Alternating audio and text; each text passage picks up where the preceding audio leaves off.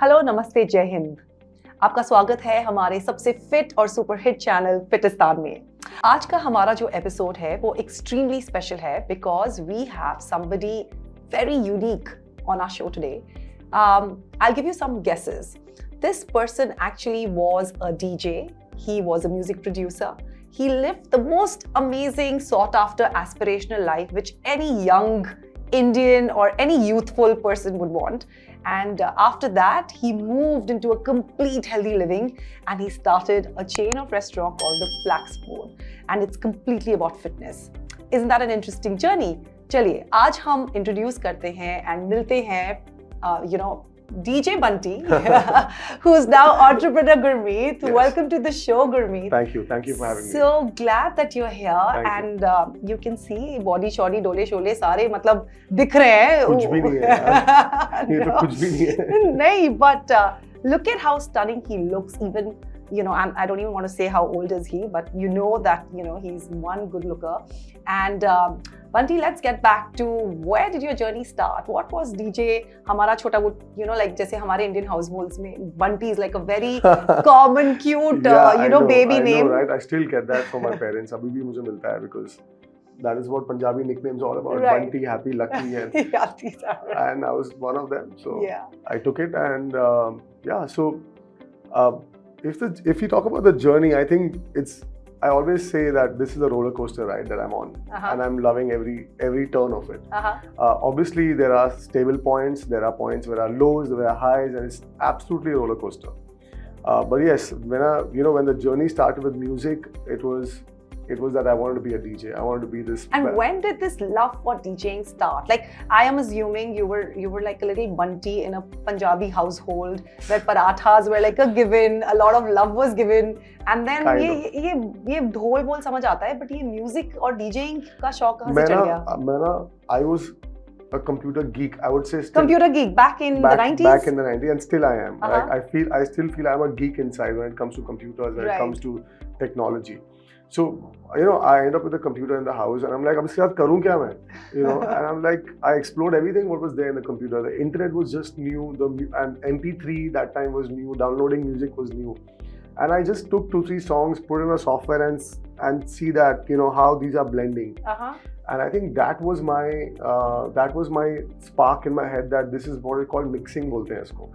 And I think from there onwards I started researching that how DJs make this, what is a DJ, and then from there onwards the journey started, right? Obviously, there was a lot of expression that I had to give when it comes to music and when it comes to DJing. And I feel I'm an introvert. Right. I feel I'm an introvert. I'm a very quiet, shy guy. It's research says that there is a big connection between people who are geek and music, because people who are generally good in maths, in numbers, in business are generally good in music because it has so much of rhythm. Yeah. The attention to detail is so important. Everything is actually calculation. Yeah. So I don't know if you ever, like now when you're saying geek and you're saying music, I'm suddenly getting reminded of that fact. Not too much in math, but when it came to like computer, technology, and I was the guy who my friends called and say, "यार ये खराब हो गया, ये hard disk ठीक कर दे." ये hard disk ठीक कर दे. I used to go there, repair the hard disk, open the computer. तो माँ बाप ने तो सोचा होगा इंजीनियर बनेगा हमारा बेटा, क्योंकि ये तो मतलब सब चीजें फिक्स करता है, तो ये definitely इंजीनियर है. Yeah, they thought that. But I think for me the main part was, so being very shy in school, being very shy and timid in college. I used to stammer a lot in college. I never give presentations because I never found that this is an easy part for me. I always found it very difficult to speak in front of people. Right. Now what happened was, I could express everything from my presentations, from my music. Right. So music was your escape. I was like, don't talk to me, listen to my music. I was that kind of a person. Even my presentations, people were making in PowerPoint. I was making in Flash. Nice. Which was JavaScript that time. लोग PowerPoint में बना रहे हैं, मैं JavaScript में बना रहा हूँ. Because I didn't want to speak in the audience. I didn't want to do that because I was like, let my work speak for myself. Right. And I think I take that same approach even today. So actions speak louder than words. I always feel that. I always feel that. So I took that approach even today that, I'm not going to speak too much about what I do. You can just hear it. That was the approach. Wow. So how supportive were your parents when you decided and said कि नहीं mummy papa मैं engineer नहीं मैं DJ बनने वाला हूँ. So what was their reaction? they were in shock. My mother, obviously, she was supportive with anything that I was doing. Indian mother, beta jo karna hai karna. Right. But when it came to my father, I don't think we gelled really well in my growing up days. Right. Because of my music. Everything Right. else was okay. Everything else was, he was a great father. He's a great father. But he never believed in that this guy could, go into the music industry. No, there's a difference here. Did he think कि music से पैसे नहीं बनेंगे? Yeah, did he feel that our music, like you said, that this guy might not do very well in the music industry? There's a distinct... I think he had a strong disbelief that I'm not going to do anything in life properly. Okay. Which was probably okay because what I was doing that time as a school kid, opening computers and checking things. Any father would be thinking like, ye kya kar lega? So I don't blame him for that. But yes, he didn't believe in the music side for sure. Right. Be it money or be it the profession that I was going to choose. Where did this love for music come from? Like a lot of times, if you're in an environment, or a friend or somebody in the family. But where did this come from? This definitely doesn't seem genetic. It was not genetic for sure. It came from computers. Okay, so computers were your best friend. Yeah. Like everything you learned was... They still are. My office is like an head office. Like every screen there, and it's like a cockpit that my friend, that my employees tell me that I can have an eye on anything. So computers was the way forward that time. So curiosity got the creative side out of you. Yeah. Amazing. And then what happened when they were like dead against it? That nahi, ye sab nahi kar sakte. Like, did you doubt yourself, or did you say that nahi karna hai? What happened? There were doubts, but I think again I had that that fire or that urge to prove them wrong all the time. Right, all the time, even when it was music or even when it was choosing the business I was doing or whatever I was doing, it was just to make sure that what he's saying is not right. Just to prove that, I think I did quite a bit of work. Do you think this is normal with kids and a parent relationship, that they want to prove the other wrong? Or was it specifically, there is a difference between saying कि नहीं, I believe in this, मुझे ये करना है चाहे कोई साथ दे ना दे, और एक है कि नहीं, just because उन्होंने ये बोला है मैं तो करके दिखाऊंगा कुछ, उल्टा. So, there's a thin line of difference between the two approaches. Yeah, but I think there's a very, very thin line between proving something wrong to someone just because you want to prove them wrong. I don't think that is the right way of looking at it now when I look at things. Right. It's always because I think him or my family was only concerned. They were not not like they didn't give me any basic necessities. They did what best they could do, right? Right. So I think they were only concerned, and I was only in belief that I can do it. So that was the gap in between, that their concern and my belief were not matching. And then how did you... Are you guys aligned now? Of course. I love them. And of course, love is there, but the alignment of the thought process, did it take a lot of time? How did it happen? What was that journey like? I think until music was going on, that alignment was not there. Until nightclubs were going on, the alignment was not there. For 15 years. For 15 years, that alignment was not there. It was not discomforting every day, but it was there. That alignment is not there. ठीक है, आप कर रहे हो तो ठीक है, but then at some point I was making money. I was doing well for myself. So they understood that this is a line that everybody doesn't choose, but it is successful. That's when I signed my album with Universal Music. That's when I had my first music video released.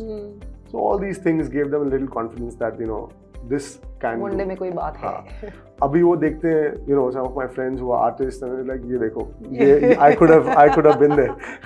But I'm thankful for everything what has happened, that I have chosen this lifestyle, and I'm really, really glad about it. Like, I'm glad I didn't become a DJ or a musician, which was a full-time artist, because there's a downside to everything, right? So for me, this life is much better. We'll come to this life, but before we get there, the interesting point is that you were very clear what you wanted back when you were a kid in the late 90s, early 2000s. जब आपने decide किया कि नहीं मुझे, and 2000 was very early technological stages, right? I remember, we did have computer classes, but the way we use technology today, we were nowhere close. हमारे पास उस समय phone भी नहीं होती थी, I mean, computer, like there was this big desktop, which usually, in my case, was a computer class. We didn't, computer came into my house much later. So at that point in time, to have chosen a path which was not so frequently chosen itself was like a huge thing. Well, are you proudly a rebel? Very much. And what about this rebellious nature are you so proud about? What is it that keeps you going about being a rebel? It's learning, right? If you want to be a rebel, you can't be foolish, right? You got to know everything to rebel something. That's very interesting. Yeah. Right? If you have to go and rebel something and challenge the world, you got to have all the tools and information with you. So you need to be even more loaded than like the bunch of people who have whatever weapons they have. Someone tell me you don't know this, I'm like, okay, just give me 2 days. You know, and you get back. And then I get back. And not for them. Yeah, for yourself. For myself. And I think knowledge is power. It's a very old saying. I think without knowledge, there's no rebel. A rebel cannot be foolish. Correct. You know, so. And a rebel can't be let down easily. Yeah. As long as you know what you're rebelling for, you're a good rebel. Right. Otherwise, you're just running headlessly and rebelling things. It's not going to make sense. Right. You know. So you just feel that a rebel, according to you, a rebel is somebody who is extremely knowledgeable, who knows what he's rebelling for, has clarity of purpose, and not gets easily swayed. You know, he's somebody who's got a mind of its own. A lot of parents feel being rebel is not a good thing, but here we have an example of somebody who rebelled, wanted to be a musician, been a successful musician for 15 years, and now let's see what transformed and where is he today. So Gurmeet, where was that trigger point? When did you transform from being a DJ to a fitness icon now? I mean, how did that happen? I don't know about the fitness icon part, but... you look it. You just said actions speak better than words. So yeah. So from music came business, right? So when I started playing in clubs, when I was DJing in clubs, one of the clubs were closing down. And that's when I was offered a partnership there. That let me not shut this club, let me take over this part. And I think that's when my business side started coming up. Until then, it was purely performance. It was just going there. You always thought you were a musician and never a businessman. Never but a then you businessman. realized I had that no clue that side existed. Right. I had no clue because all I had to do is just go take my music, play in the clubs or play at concerts and shows and come back home. Right. And make new music. Right. So there was no business, profit, loss, money involved in my head at that time. Right. And then this nightclub was shutting down. Right. And I'm like, let me be a part of this, right? Right. Then I started looking into papers, Excel sheets, iski salary hai, this is what rent is, this is what business is. And was it scary? Or was it exciting? It was very scary. I was 25 that time when I was having a nightclub of my own. You were Yeah, I was a partner with 4 other people, right. and it was scary because scary in a good way. Correct. Because it was still music. I had still I was still going up to the console, still playing music, still facing the crowd, still doing what I was loving the most, right? Yeah. And that's when I understood this is what business is, right? And so my father was not a businessman; he was a serviceman. So we don't have a business background as such. So I don't have any business background to go back to. Even if I talk to him about business, he has a clue, but he will never be in a businessman's chair to understand how this works because he always worked for someone, right? So I think music made me start business, right? And from business, nightclub started, and I always tell people that people are you to own nightclubs, you to own bars. I'm like, own one and see. It's a full-fledged business. Yeah. It is not what it looks like. Yeah. Obviously, it looks like people are drinking, partying, and having fun. But it's a full-fledged business. If you don't know your numbers rightly, you will not even have successful bars and restaurants. Right. So that's when the business side happened. When I opened another bar after that, another restaurant. Are you a hard taskmaster? Like, are you really value attention to details? Would you sit down with your books and see aaj kitna business hua, kitna nahi hua? Because I know music requires a lot of precision. So there is a lot of precision in my work for sure, because that's what music taught me, right? Like detail and precision. Every second, what really mattered when I was on the stage, and every number and every minute detail matters in the Excel sheet today. Correct. Because if you are missing that minor detail, eventually it adds up. Correct. And it shows you up. And there is an exponential gap. Yeah. Absolutely. Right. So after you got into business, was it a good experience or a bad experience at the age of 25? That's like a very, very sensitive. I can't say good or bad because it was a learning curve, right? And it was a good learning curve. I would rather say I had the most expensive MBA. I think it was, if you ask me in retrospect, it was amazing. It was not really good, it was amazing. But there were times where there were sleepless nights, there was There was tough times where business goes for a toss sometimes. Yeah. And that's when you learn the most. Right. I think it sounds like you befriended fear. Like every fear that you had, you just became friends, and that helped you grow like even better. Like you grew out of it. Yes. I think every opportunity, or rather every downfall which happened, I think I took that in your stride. In my stride, and started becoming a rebel in that. That also makes me believe that you have that sense of ownership. A lot of people do not want to take ownership. They want to blame others. But I think if you start accepting, okay, this is my doing, this was my decision, I take complete responsibility and ownership of this. It just like that's the time when you grow. Yeah. So I think that's what I can clearly see in your journey. Yeah. And what made you from a night person to a day person, from DJing to FlaxFit? How did that happen? I think Flax made me a day person. Flax made me wake up in the morning. What is Flax and why Flax? What does this name even mean? Flax is inspired from flax seeds. It's a name which we took from flax seeds, and we made it a brand from there. It's healthy, it's fresh, it's raw. Mainly salads, super bowls. It's low on the bad stuff. It's all raw and green. It's good to eat. It's healthy. But is it yummy? I mean, that was my effort to make it flavorful, and I think I can proudly say that we are now proudly saying that our healthy food is the tastiest. Wow, that's awesome. And I know I can vouch for the food that he eats. We have so many friends who order his meals like every afternoon. I see nice dabbas with Flax, coming in, and I have gone to their Flax, flagship store in Bangalore, and it was fab. It was such a good experience. It was like a paradise for somebody who wanted to eat healthy food. It was fresh. Also, it's a risky business, which we will come to, but I just want to know that, I really want to know that point, that turning point in your life when you said that मुझे DJing नहीं करना है और मुझे अब कुछ और करना है, मुझे fitness करनी है. मतलब why did that happen? It happened because my own, Flax, I always say Flax is a reflection of my own lifestyle. My own lifestyle when I was doing this nightlife business, this nightclubs and restaurants and bars. Obviously, I was sleeping late, waking up late. I had an erratic lifestyle which was happening in the night. And I think that's when my reports, my blood work was showing, borderline diabetes, borderline cholesterol. My father's diabetic as well. So I had to be concerned at that time. And my family doctor, or rather my personal, my personal doctor told me that this is what is going wrong at this age. And I think that guidance was very important at that time. That little guidance, what she said, and it just stuck in my head that this is what, she prescribed me no medicines, I remember. She prescribed me a juice.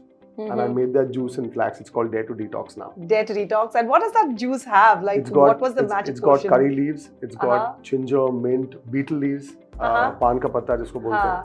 And that actually purifies your entire body. और ये सारे हमारे kitchen में मिलता है, right?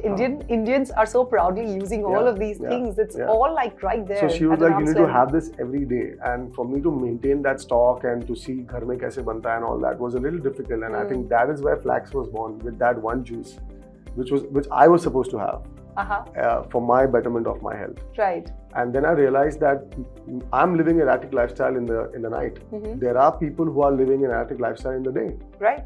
Absolutely. Because if I'm going through stress in the night and I'm sleeping late and waking up late, there are people who are waking up early and still stressed. Still stressed, yeah. And they need this food as well. So the first Flax outlet started in a gym, which was inside a gym, a small little 200 square feet outlet. And I realized that 90% of people are not eating this food.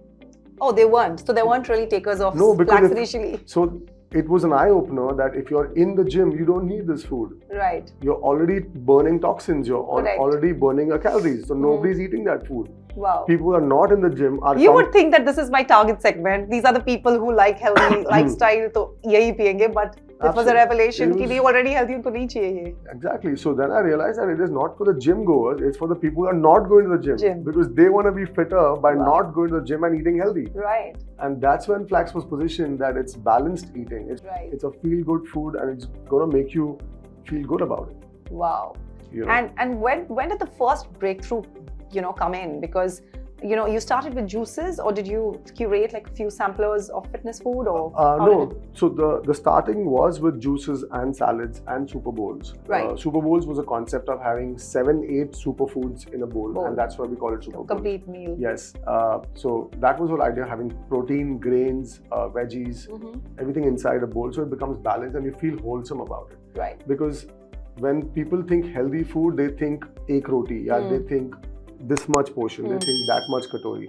That concept we took off from Flax, and we said one bowl, and that's healthy. Right. And I know usually the bowls like a good portion size, and like you said, it's very balanced, and bowls, at least in Bombay, is becoming extremely popular. Yeah. I'm sure it's catching up the rest of the country also. But how did you come up about this concept of a bowl? Like, I know it's a borrowed concept, but how did you first curate it? Is there like somebody from like a nutritionist or a doctor who really sits down and decides itni calories hain ya ye portion size hona chahiye, ya like was there any science behind curating it? So how we did it is initially we made a bowl which was, we wanted something in a plate which has got everything. Right. And how do we call a super plate? So we made it a super bowl. It sounds cooler. Sounds cooler, also is realistic, like right? Bowl for the soul. Bowl for the soul, right? And actually that's a campaign which is going on right now. Okay. So everything which was healthy and which was, which had components which would make a super bowl super, right, is what is there in the bowl. So hence we came up with that. Right. Awesome. Yeah. And now you so we started in the gym, and then you took it out of the gym, and did you make it into a restaurant, into a cafe? Yes. So very funny like, story. Did it not like discourage you? Did you not feel कि अरे यार ये तो चल नहीं रही, अब मतलब और investment करके और बड़ी जगह कैसे जा सकते हैं? मेरे लिए वो personal bar था यार. For me it was my personal salad bar, and for me it was like, I'm just going to have this healthy because I need it. And I didn't know that, I didn't have any idea that this is the requirement or this is the need that people have outside as well. It was a discovery. Yeah, and I was traveling one day and I get a picture from my staff saying this counter picture is empty.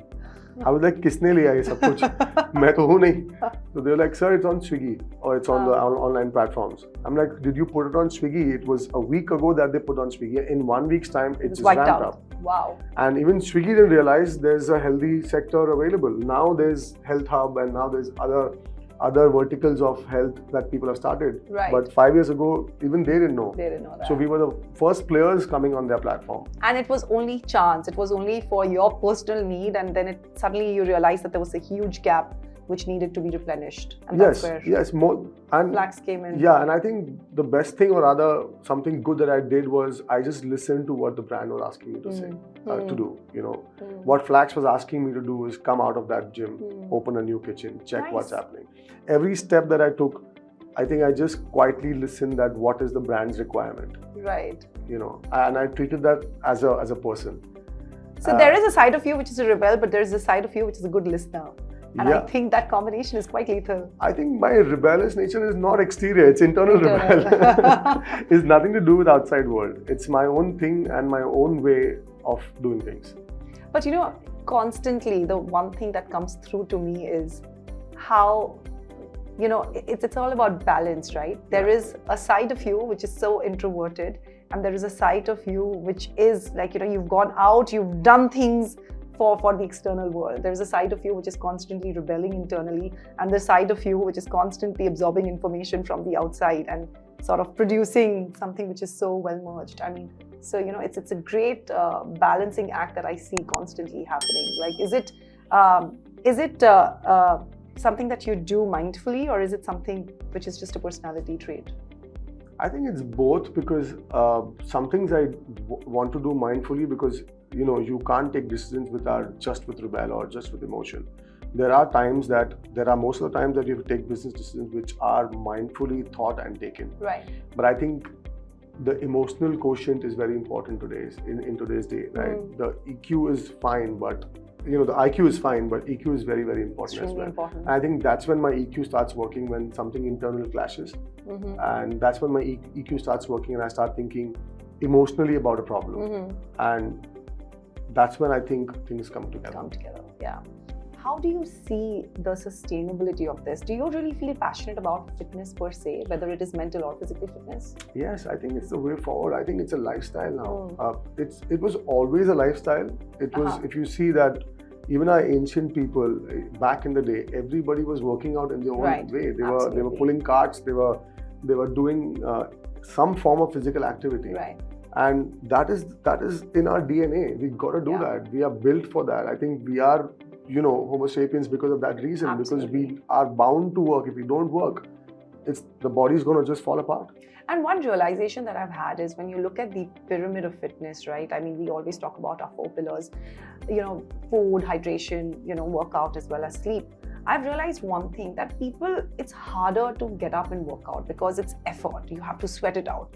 But consuming is the easiest thing. When you eat food, it's the easiest thing. And at that time, if you can make a choice of eating healthy, that's the easiest and the kindest thing that you can do to your body. So whether you get up and work out, it could be an effort. You might have excuses कि time नहीं है, या फिर मेरे schedule में permission नहीं है, या मेरे पास gym नहीं है. You can come up with 1,000 excuses. But when it comes to eating, it's as simple as just making the right choice at that point in time. And like you said, that you've made it nutritious, you've made it yummy, you've made it easy.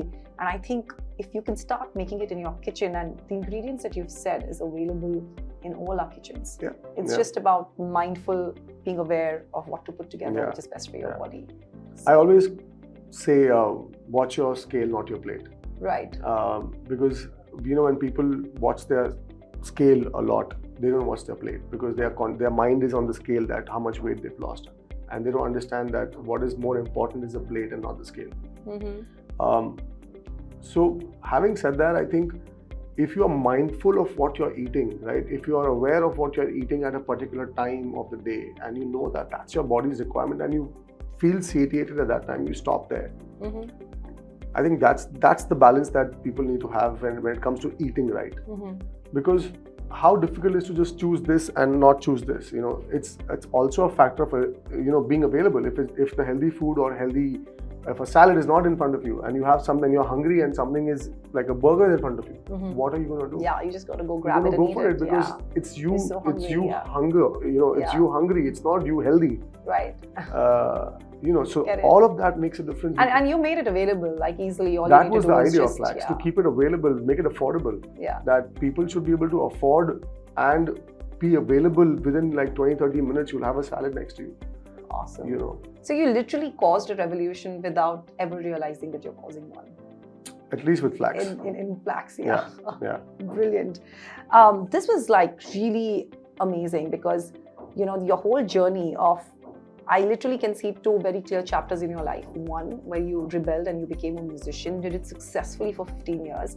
And then you actually saw, you had health issues, you had problems because of the lifestyle that music came along with. And then there was a turning point, and you discovered your other passion, which was completely the opposite. So you've seen the night, you've seen the day, and you've loved that. I don't know if you have had any regrets, because that's what made you who you are. Absolutely no regrets. No regrets at all. Because I think, I think most of motivational speakers, they say failures is the way to success. And I think they're absolutely right. You cannot be successful if you've not failed enough. I agree. You will not gain that much power and that much fire inside you if you've not failed enough. And I don't think I can work without fire. And the only way you'll fail is if you get out of your comfort zone. Exactly. Otherwise, if you're comfortable where you are, you never fail. So, right. So it's very important for anyone who's starting a business to understand, firstly, you need to have that fire, that why you started this business. It cannot be for any other reason because you think this is going to work. It should be a very strong reason which is coming from within. So that's the question 0, right? Very famously known in Harvard. Why are you doing what you're doing? That's the question 0. And it's in Harvard, I didn't know. It's called the question 0. Why you're doing what you're doing is extremely important. I strongly believe in that. So it's really nice to see someone like, who's done this in his life, and he keeps going back to the drawing board and asking, why am I doing this? And that's where he gathers his energy and his fire, and it propels him forward. So that's a practical manifestation of what we've learned in books. So Awesome. I mean, I didn't read books for the longest time. I didn't understand. My concept of reading a book was 1 page. I'm like, if this is a page, I'm not going to read it. Do you enjoy reading now? I love it. Why? Anything that I have a problem with, or if I'm finding I need a solution to something, I do ask people, but people are going to give me their perceptions. Right. Their experiences. Their experiences. And in that conversation, there's a loss of communication that might happen. I just want first-hand information. I want to read that book, and I want to read that manual. and find my way out. So which was the first book that you read that you thought really helped you answer questions that you had? It's very, very strange. It's not a business book. It's autobiography of Nelson Mandela. Biographies, I think, are fab. Yes. So that biography moved me a little, that he could do so much. He could move a bloody country.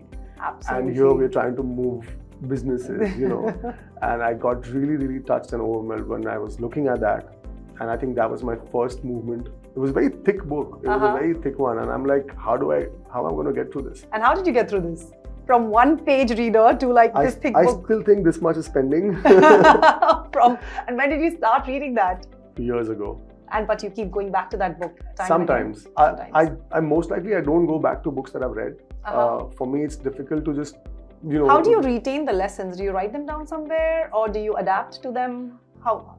Sometimes, when you read, you get very influenced, but, over the period of time, you tend to forget. I think it's very important to surround yourself around the keywords that you know, right? Like, for example, if you see my phone, there's an app which will talk about some keywords that I've picked up. If I see my email. An app which talks about keywords. This is interesting. I don't know. So rather a task app, right? Like a Todoist or an app which puts down your thoughts, right? So I have like multiple apps which in my phone which I write some things, like an Evernote is an app which you just put notes, right?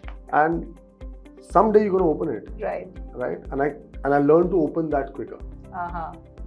And knowing the tech geek that you are, I'm not surprised you have so many. So I think what was more important was to write them down. At some point, I think everybody writes it down, but very few people go back to it on those notes. Right. So I just think that it's very important that what you write, you need to go back to it.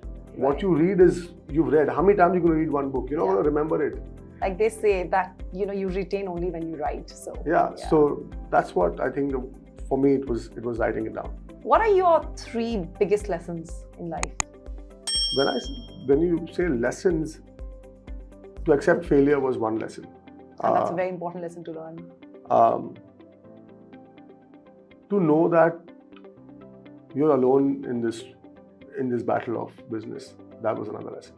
Really? Yeah, But you had partnerships and did you have mentors? What happened? Why do you say that you were alone? Horse is one seat. It's just that that's the only seat, and that you got to control that horse. There's nobody else who's going to sit behind you and control the horse for you.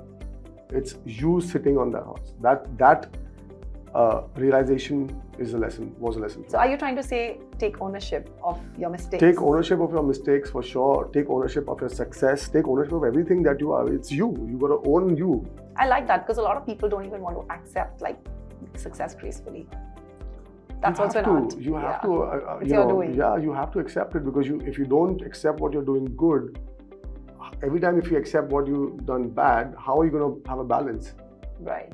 But often people say that business is always teamwork. It's not like a one-man army. It's always like a team that works together. Yeah. But do you think you are like a good leader? Like you can lead a good team? Do you attribute your success to them as well? How does it work? I believe so. You should ask my team members. But I think being a leader, again, that's when Nelson Mandela's book came in my mind, and I always think that how great a leader he was, right? Mm-hmm.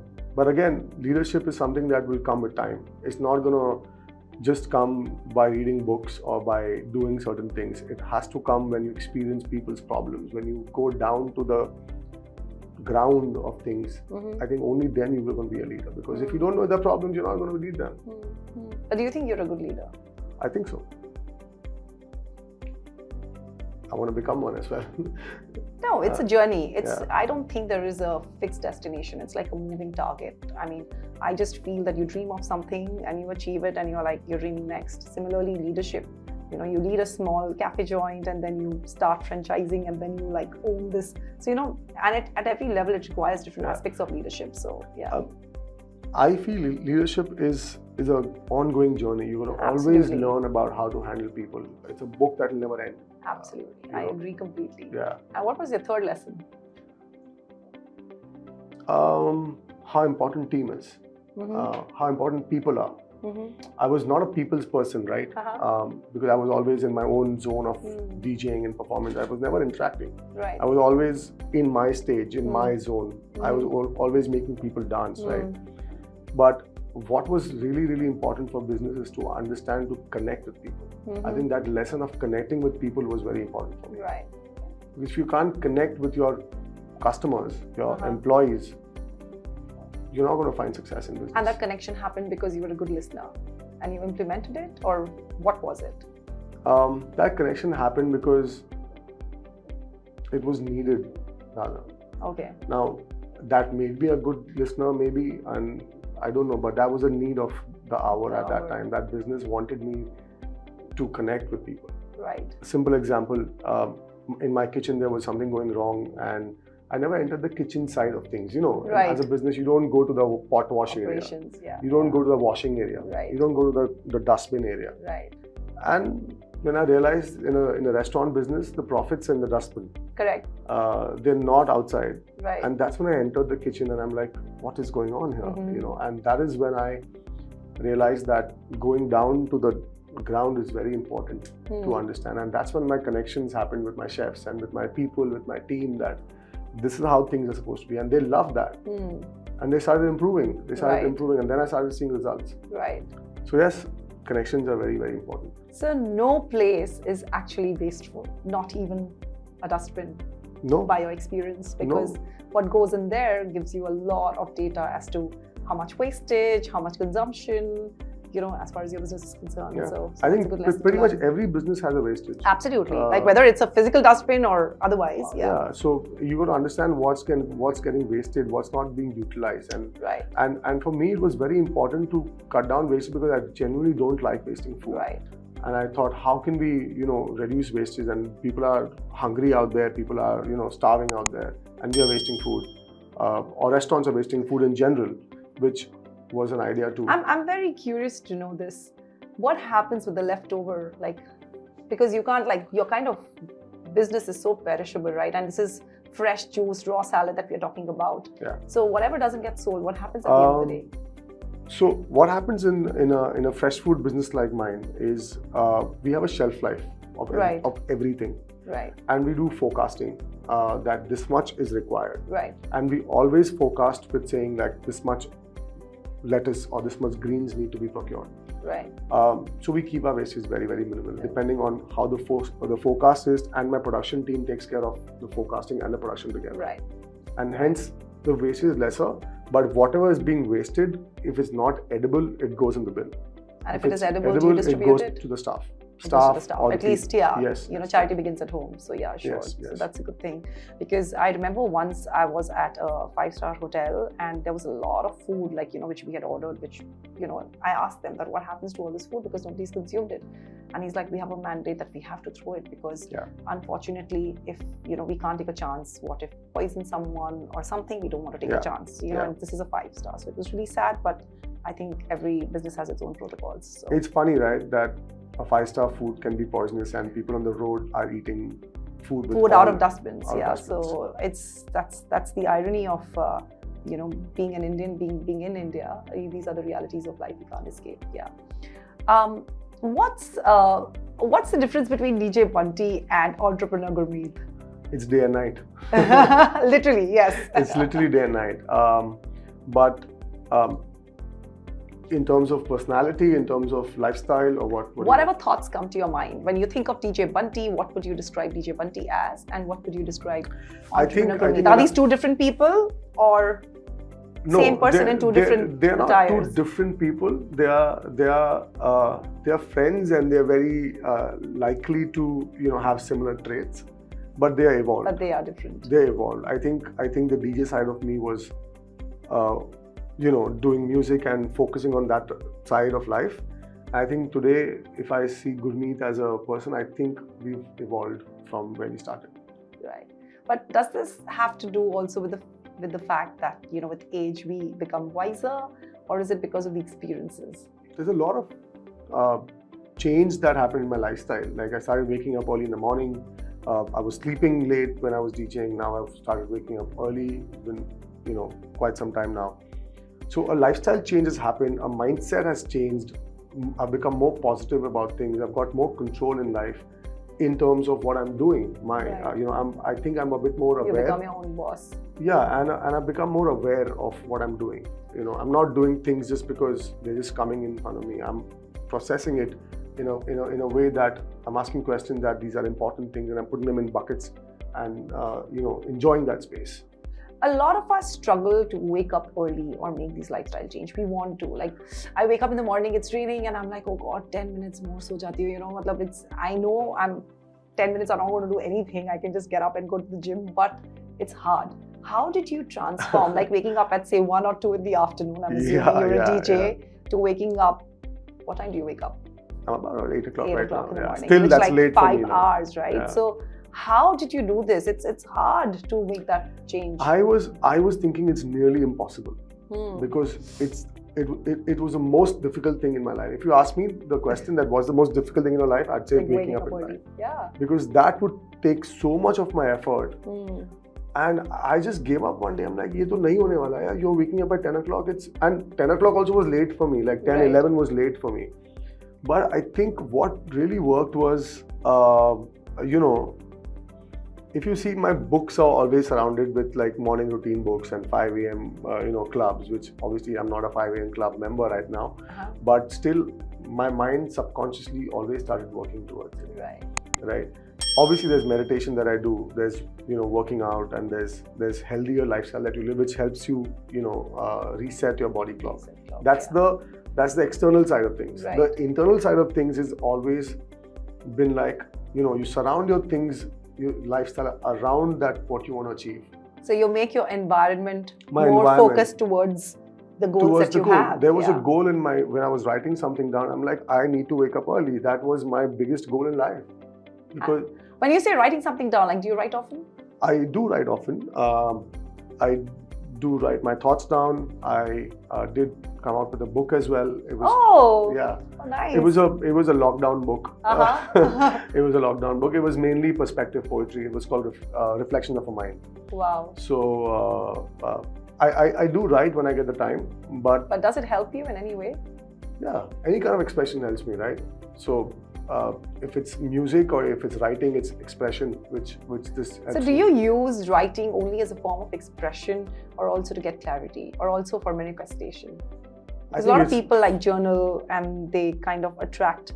They say that if you write things down, it really helps you achieve your goals. Did you experience that? I don't think that this is the right approach to say that you write it down and you're going to achieve it. I don't know if that's really true, that you can write things down and I'll write, okay, today I want to be a billionaire.